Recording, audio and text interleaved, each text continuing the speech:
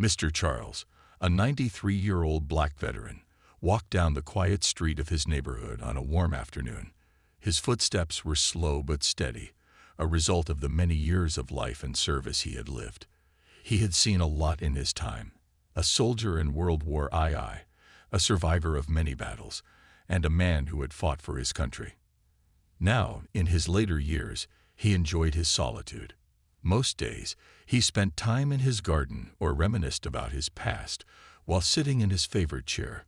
He wasn't used to trouble, and he liked to keep things peaceful. However, that afternoon would be different. As Mr. Charles walked, he noticed the loud hum of motorcycles in the distance, growing louder with each passing second. He turned to see a group of bikers riding through the street, their engines roaring. They were known in the neighborhood for being a rowdy group, often disturbing the quiet with their loud bikes and brash behavior. But Mr. Charles paid little attention to them. He'd seen plenty of bikers over the years, and their noise didn't bother him much. But today, things were different.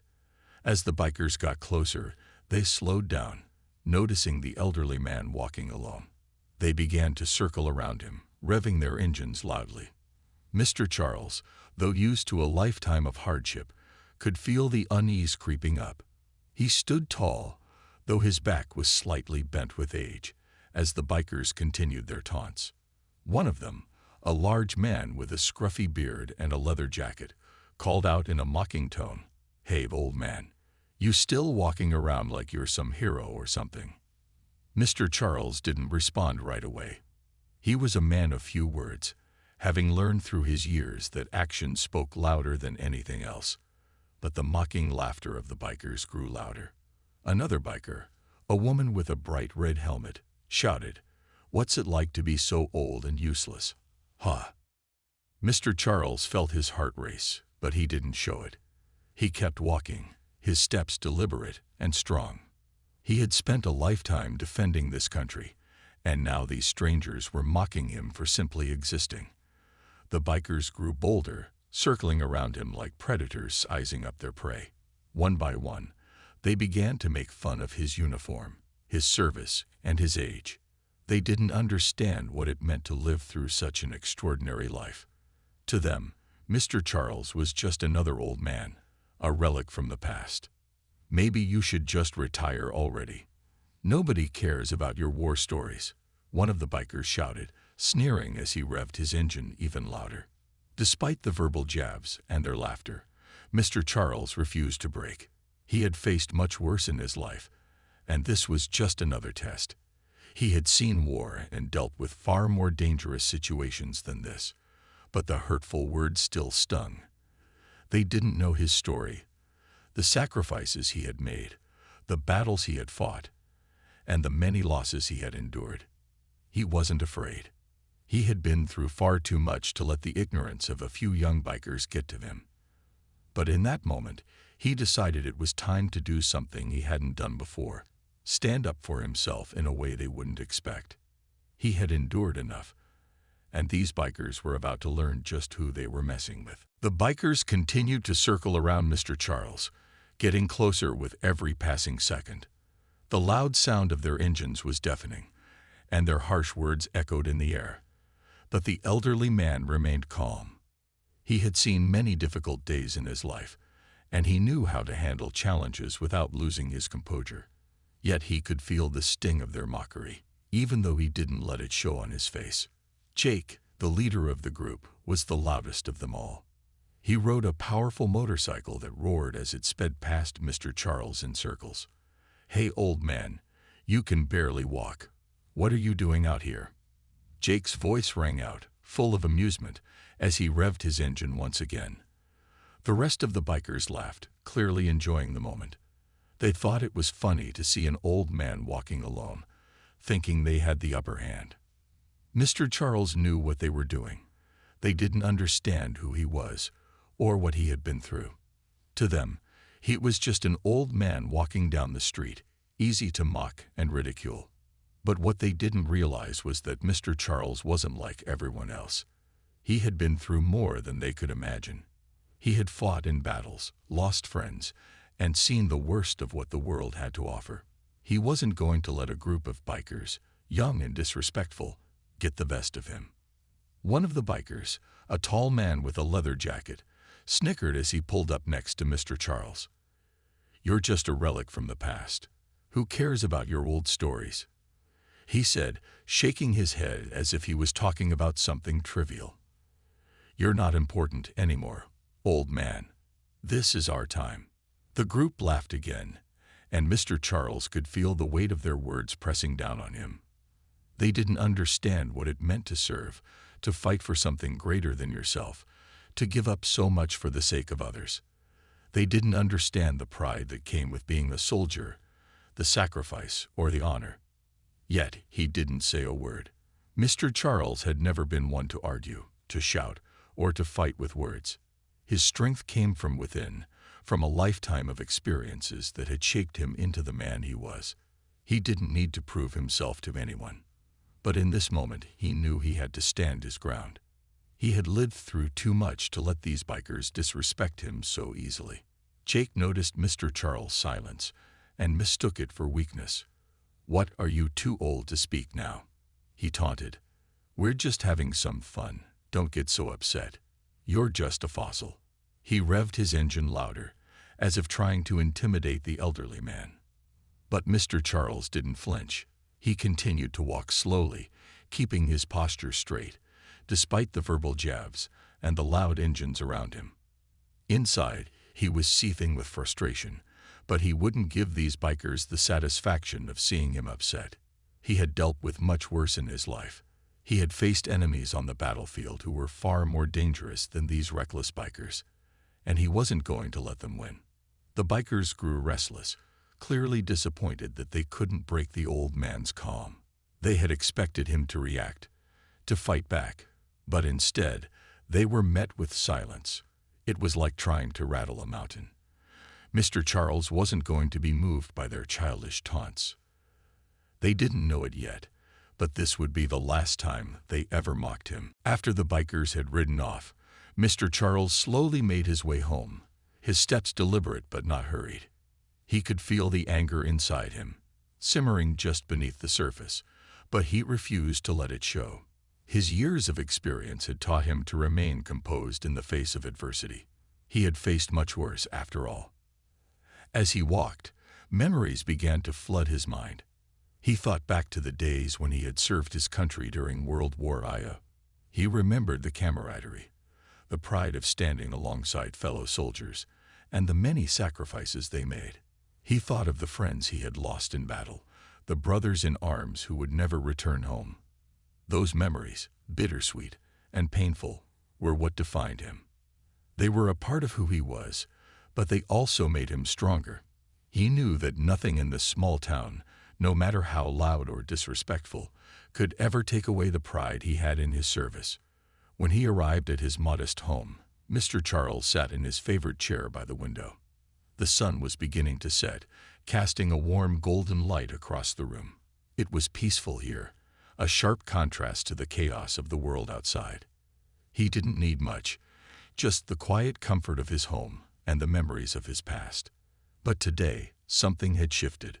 Those bikers had reminded him of the anger he thought he had left behind, the anger of being overlooked, disrespected, and misunderstood.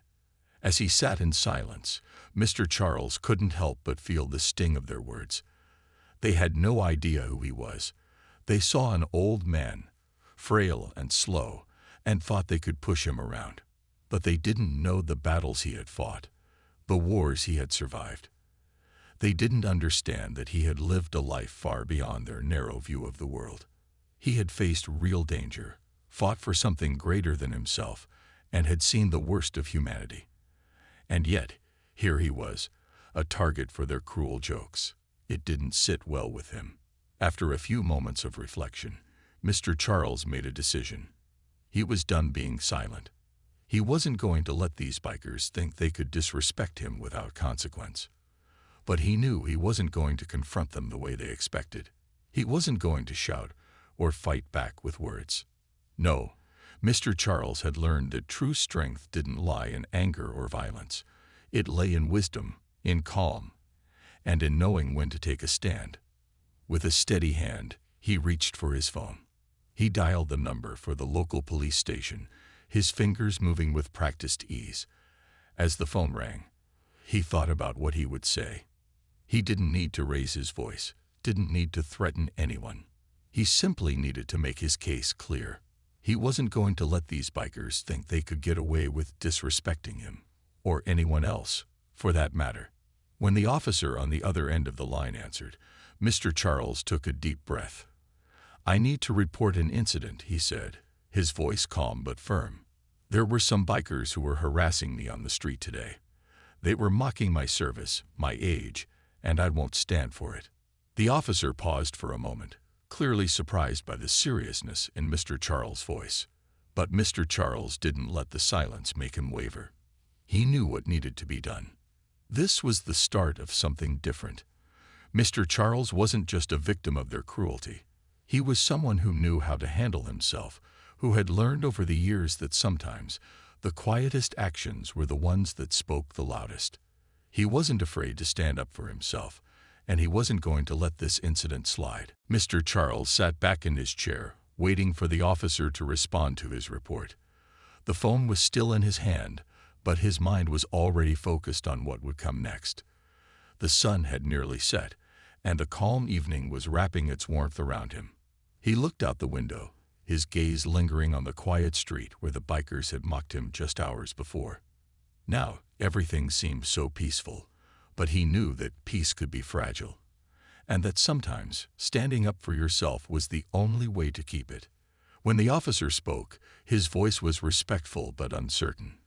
"Thank you for bringing this to our attention, Mr. Charles," the officer said. "We'll look into it. Can you tell me exactly what happened?"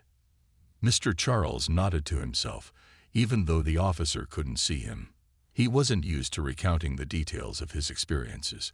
His life had always been about moving forward, not reliving old memories.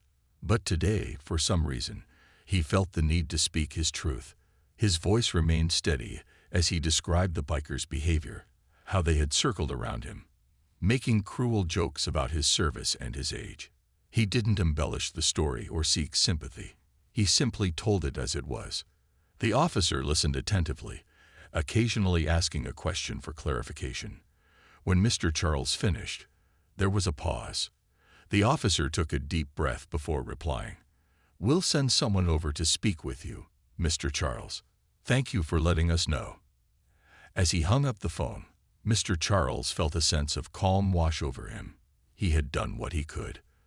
The bikers had crossed a line, but now the ball was in the police's court. He wasn't expecting an apology, nor did he want one, but he knew that action had to be taken. No one, not even the young and reckless bikers, could be allowed to think they could treat people like that and get away with it. But just as Mr. Charles began to relax, he felt a stir of uncertainty. What would the bikers do when they found out he had reported them? Would they come back and cause more trouble? He didn't know, and that thought made him uneasy. He wasn't afraid, but he was realistic. People could be unpredictable. He had faced enough danger in his life to know that not everyone reacted the same way to being confronted. Still, he refused to let fear guide his actions. Mr. Charles had lived through too much to let this moment defeat him.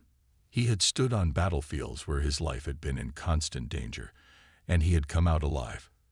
A group of disrespectful bikers were nothing in comparison to the battles he had fought in his youth. As the night grew darker, Mr. Charles stood up from his chair and walked to his front door. He opened it slowly and stepped outside, taking in the cool evening air. The streets were still quiet, and the world seemed to be at peace once again. He looked down the road, where the bikers had been earlier, and let out a long breath. He knew that whatever happened next, he would face it with the same strength and dignity that had carried him through so many of life's challenges. No matter what, he was not someone to be pushed around. The world had changed a lot since he was young, but some things, like the power of standing tall and speaking your truth, never did. The following morning, the sun rose as it always did, casting soft rays of light over Mr. Charles' quiet neighborhood. He had woken up early, as he usually did, and started his day like any other. His routine was simple: a cup of coffee, a quick breakfast, and a few moments spent in his garden before heading inside to read or catch up on the news. But today, things felt different. The events of the previous day weighed heavily on his mind, and he couldn't shake the thought of the bikers and their mocking words. He had done what he needed to do by reporting them, but he still couldn't help but wonder what would come next. As he stood near his window, looking out at the empty street, he noticed something unexpected. There was a car parked across from his house. It was a police car. His heart skipped a beat. He hadn't expected anything to happen so soon. He hadn't even been sure the police would follow through. But here they were. A couple of officers stepped out of the car and made their way toward his front door. One of them, a young woman, knocked gently. Mr. Charles opened the door, greeting them with his usual calm demeanor. "Good morning," he said, his voice steady and polite. The officers introduced themselves and explained that they had come to speak with him about the bikers. Mr. Charles invited them inside, offering them a seat in the living room. He didn't have much, but the officers seemed comfortable enough. He sat down across from them, waiting for them to begin. The younger officer, a man in his mid-30s, spoke first. "We've located the bikers you reported. It turns out they've had some complaints about their behavior from others in the neighborhood, too. We've had a few reports similar to yours, and we're looking into it."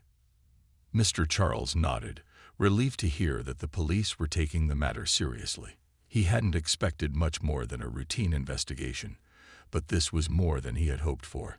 The officers continued to ask him questions about the incident. They were respectful, taking notes and making sure they understood every detail. It was clear they weren't dismissing his complaint. They were treating it with the importance it deserved. "I appreciate you coming out here," Mr. Charles said after a few moments of conversation. "I just want people to know that disrespecting others, especially those who have served their country, isn't acceptable." His voice was calm but firm, showing the weight of his words. The officers nodded, clearly understanding the sentiment. After about half an hour, the officers stood up to leave. They reassured Mr. Charles that they would continue their investigation and keep him updated. "We'll be in touch, Mr. Charles. Don't worry. We'll handle this."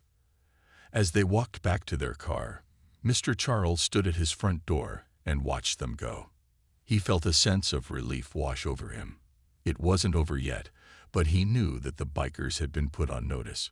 There was power in standing up for yourself, in taking action when needed. He hadn't backed down, and now the bikers would have to face the consequences of their behavior. The morning passed quietly after that. Mr. Charles returned to his usual routine, but now with a sense of peace he hadn't had the day before. He knew that he had done the right thing by reporting the bikers, and he felt proud of his decision. He wasn't just a man of age and memory. He was a man of action. And in this quiet neighborhood, that made all the difference. Days passed after the police visit, and life in the neighborhood slowly returned to its usual rhythm. Mr. Charles went about his daily routine, tending to his garden, reading his books, and enjoying the peace he had earned after so many years. But in the back of his mind, he couldn't help but think about the bikers. He wondered if they had learned anything from the encounter, or if they were still the same arrogant group they had been before. The uncertainty lingered, but he kept his thoughts to himself. He didn't need to worry. He had already done what was necessary. Then, one afternoon, just as the sun began to set, a familiar roar of engines broke the quiet. Mr. Charles was standing in his front yard, watering the flowers, when he heard the sound of motorcycles approaching. He stopped for a moment, listening carefully. The engines grew louder, and soon, the group of bikers appeared at the end of the street, riding toward him. His heart skipped a beat. He wasn't sure what to expect, but he stood tall, prepared for whatever was to come. The bikers slowed as they reached his house, and Mr. Charles could see that they weren't alone. There were more of them this time, more than he had seen on that day of the confrontation. At the front of the group, riding his familiar bike, was Jake, the leader of the crew. He seemed different this time, though. His usual cocky attitude was nowhere to be found. Instead, there was something in his eyes that Mr. Charles couldn't quite place. As the bikers stopped in front of his house, they all looked toward him, their faces serious. Mr. Charles didn't flinch. He wasn't going to be intimidated. He simply stood there, watering his plants as if he hadn't noticed their arrival. Jake got off his bike first and walked toward him, slowly. The others followed, their silence a sharp contrast to their usual loud and rowdy behavior. When Jake reached the edge of Mr. Charles' yard, he stopped and looked at him for a moment before speaking. I want to apologize," Jake said, his voice quieter than usual. There was no mocking tone, no taunts, just a genuine apology. Mr. Charles didn't say anything at first. He simply raised an eyebrow and waited. Jake continued, his words coming a little more hesitantly now. "We were wrong to treat you like that. We were out of line, and I shouldn't have said those things." Mr. Charles listened, the steady rhythm of his breathing the only sound between them. He had to admit, he wasn't expecting this kind of change. The bikers who had once mocked him so cruelly were now standing in front of him, humbled. The leader, Jake, looked as if the weight of their past actions was finally catching up with him. It was clear that the call to the police, the actions that followed, had made an impact on the group. The rest of the bikers stood silently, waiting for their leader to continue. Jake looked back at them before turning his gaze back to Mr. Charles. "We didn't know who you were," he said. "We didn't know what you'd been through. But we've heard the stories now, and we realize we crossed a line." Mr. Charles took a deep breath and nodded slowly. He wasn't someone who needed an apology to feel validated, but he appreciated the sincerity behind Jake's words. He had spent years learning the value of respect, and in this moment, he saw that respect being offered. "Thank you," Mr. Charles said simply. His voice was calm, but there was a certain strength behind it that made his words resonate. "I've lived a long life, and I've seen much. We all have our stories, but we should never treat others with disrespect. Everyone deserves to be treated with dignity, no matter their age, race, or background." Jake nodded, his face showing signs of genuine remorse. "We'll do better," he promised. "We've learned our lesson." The bikers stood quietly for a moment longer, then turned and got back on their bikes. There was no more laughter, no more mocking. The once rowdy group left, their engines now quieter, almost as if they were reflecting on the change that had just taken place. Mr. Charles watched them leave, a sense of quiet satisfaction settling over him. He had made a difference, not with anger or violence, but with dignity and calm. The bikers had learned something important that day, and he had helped them see it. He didn't need thanks, nor did he expect them to become his friends, but he knew that, in some small way, he had made the world a little better. He returned to his garden, finishing his watering, as the last rays of the sun disappeared behind the horizon. The evening was peaceful again, and for the first time in days, Mr. Charles felt a sense of closure. The next few days passed in relative calm, and Mr. Charles couldn't help but reflect on the strange turn of events. After the bikers' visit, the neighborhood felt quieter, more respectful, even though the usual buzz of life continued in the background. He had spent much of his life keeping to himself, always valuing his privacy and peace. The previous days had been unsettling, but now there was a sense of satisfaction, of closure in the air. It felt as though things had settled, but something told him this wasn't the end of the story. Mr. Charles went about his daily routine, tending to his garden in the morning and sitting by his window in the afternoon, watching the world go by. The peaceful rhythm of life returned to its familiar pattern, but the memory of the biker's apology lingered. It wasn't every day that someone like Jake, a leader of the rowdy group, would come to offer an apology. It was a rare thing, and in a way, it made Mr. Charles feel a little proud, not because of anything he had done, but because he had been able to show them a better way. One afternoon, as Mr. Charles was finishing his lunch, there was a knock at his door. It was a polite, steady knock, and for a moment he wondered who it could be. When he opened the door, he was surprised to see Jake standing there, this time alone. His motorcycle was parked a little way down the street. The young man looked different from the last time they had met. He wasn't surrounded by his group, and there was no sign of the bravado that had once marked his personality. Jake seemed quieter, almost humble, and Mr. Charles noted the change with quiet interest. "Good afternoon, Mr. Charles," Jake greeted him, a hint of respect in his voice. "I hope I'm not interrupting anything." Mr. Charles nodded. "Not at all. What brings you here?" he asked, genuinely curious. Jake shifted his weight from one foot to the other, clearly unsure of how to start. "I just wanted to stop by and say thank you again. I've been thinking a lot about what happened, and I wanted to make sure you knew how much I appreciated your forgiveness," he said, looking Mr. Charles in the eye. We've been rough around the edges, you know. I've spent a lot of my life doing things I'm not proud of, and I've never really thought about the impact it might have on others, especially someone like you." Mr. Charles listened, his face calm but attentive. It wasn't every day that someone took the time to reflect on their actions and come back to make amends. Jake wasn't a person he would have expected to show such thoughtfulness, but in that moment, it was clear the young man had been changed by their brief encounter.